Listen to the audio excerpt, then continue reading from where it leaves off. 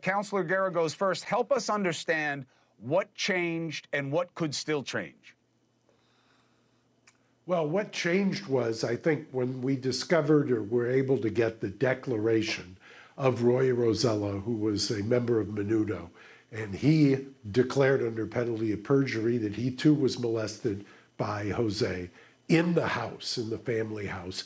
You combine that with the letter that Erik had written prior to the killings, 8 months prior, to his cousin, who's now dead, Andy Cano.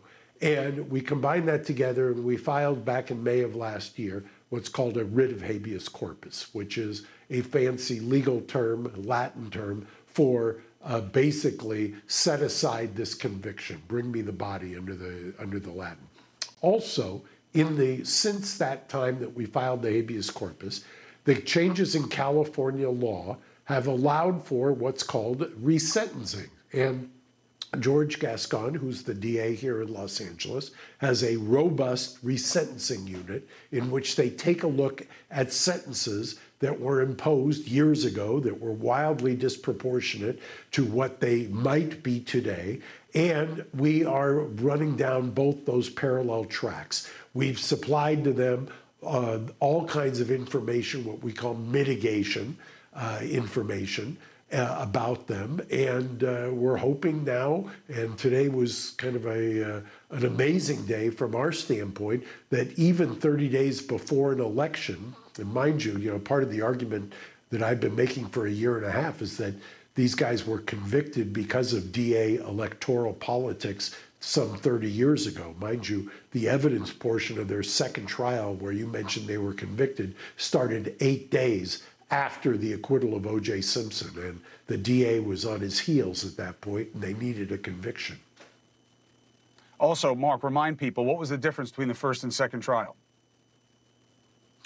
Well, first trial, 2 juries. Those juries heard the abuse evidence. Both juries, deliberating separately, the majority found not guilty of murder. They were hung juries between murder and manslaughter. Second time around, 8 days after the O.J. acquittal, they was 1 jury. They largely were prevented from presenting evidence of the abuse. And then what always has galled me is the DA got up in the closing argument in front of just 1 jury this time and argued that it was an abuse excuse when he knew very well that he was the one who had convinced the judge to exclude the lion's share of the abuse evidence that the juries, 2 separate juries, had heard and hung on in the first time around. Rosie, thank you for your patience. And I know you know all this already, but the audience has got to get up to speed. Yes. So first of all, how was this news today met by the brothers? Well, I called them after I spoke to Mark last night about doing this appearance, and I said, what's going on? And they said, they're hesitant to hope. After being in jail and prison for 35 years and being abused for his childhood up to that point, these men don't have a lot of bandwidth to hope for what exactly happened. And, I want to thank the millennial culture of all these kids online who said, we learned about this in government class, we learned about this in civics, and how did this happen? And they started the Free the Menendez Brothers online, and it got people interested in the documentary about Roy Rosello, the Menudo member, and how he was savagely raped by Jose and was bleeding. And it was a very horrifying depiction of what happened to him and what happened to him ever since. And then with the Lyall letter that came out, it was like there's so much new evidence that they must take a look at the fact that in 1989, no one was ready to believe that fathers raped their sons, but they do, and it's scary. Or they didn't want to. We were so different the way we were raised in terms of cultural awareness, until of stereotypes and what is a man and how a man's supposed to behave. It was so different that millennials can't even picture it. They don't even see it in their own parents because we're all loving them so much to make up for how we were raised. But Rosie, there's always been this suspicion that if the Menendez brothers were the Menendez sisters, do you think this would have come out differently even back then? Well, I think that if Erik was Erica, that Lyall would be a hero today, because a father viciously raping a child since they were 8 years old, all the way up until they were 17, and telling them they couldn't go live in a dorm because they had to stay home and service the father.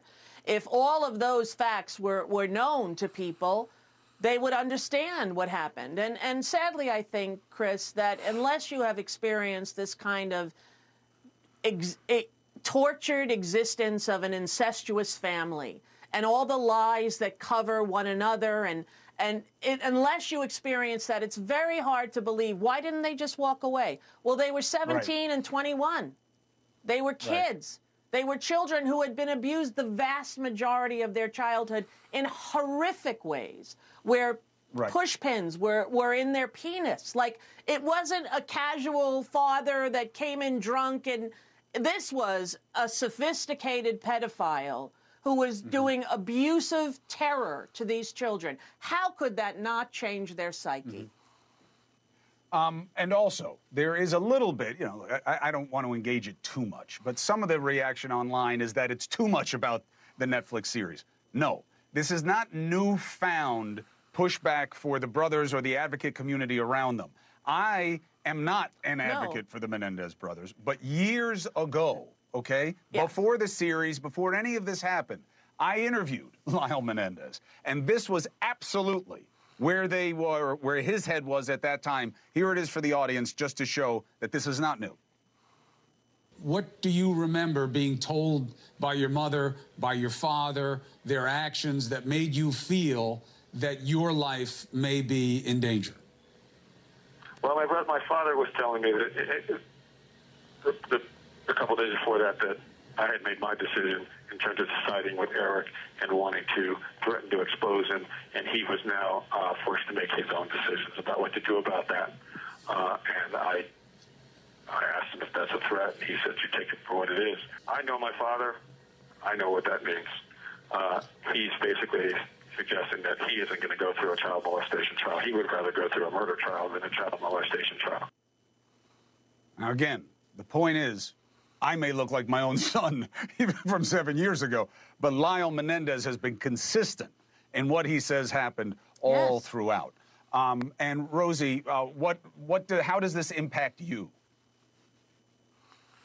You know, I was a kid who grew up in a similar situation, not as terrifying or horrific, but definitely generational abuse and alcoholism in an Irish Catholic family. And there have been, you know, many people who have suffered as a result, including, you know, siblings and cousins. And so when I initially read the story, I was very drawn to it. And then I got a letter when my TV show was on in the 90s from Lyall.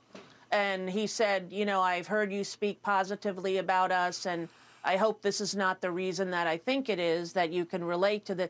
And I, at that time, was in no way interested in exploring that subject in my own family and my own life. But through knowing Lyall and through being older and understanding your desire to help is bigger than your fear of being ostracized, and you do help, and it actually heals you. And so this has been very healing for me, and I've been in touch with the boys for about 1.5 years, almost 2 years, and I feel as though I know them very intimately. And if you thought that they were creative, horrible, gangsterish kind of guys, why have they had no charges in 34 years against them in the prison system? Why are they one of the most lauded prisoners in the California system? They are not the men that were described in the Ryan Murphy monsters. They are not that. That was inaccurate, wildly inaccurate, and I feel unjust in many ways. And so I'm so glad that this is happening now, right after that. I called them when that show aired, and I said, I encourage you to not watch it, because you don't need to see yourself portrayed in a way that America viewed you in 1989. They were not rich kids out to get money from their father. They were abused kids who were sexually tortured for years, who felt they had no other choice. Mark Geragos, resentencing. politics of the moment versus politics then. Maybe politics helps leniency. I mean, there is a suggestion of that in the current disposition of the DA, who's, again, as you mentioned, in an election season. What do you think happens here? Well, look, the resentencing is a movement in California. And resentencing is because we were also out in front during the 80s and the 90s here in California with the tough on crime, go warehouse them, throw away people for forever kind of a movement until we realized that was not a solution. Now, under resentencing and under the current statutory scheme, a judge has the ability to recall the sentence, literally say, I'm going to bring you back. I'm going to take that life without parole. I'm going to take it back. I'm going to reduce this to a manslaughter on my own, and I'm going to sentence you to time served, because clearly, for having been in for 35 years with their credits, they've got 50 years, some odd years worth of credits. They never, under manslaughter, would have even come remotely close to that kind of time. That is also an option. Well, let me tell you, we have been following it. I've been following it at 2 different stations. We'll keep following it because it is a really interesting test of how the justice system works, what goes into sentences, what goes into convictions, and what it can take to change it. So we will stay on it for the duration. You guys both have an open invitation here. As anything happens that is relevant, as has happened to this point, we're a call away to help you make your witness. Mark Geragos, thank you very much. Thank you so much. Rosie O'Donnell, always a pleasure. Nice to see you both.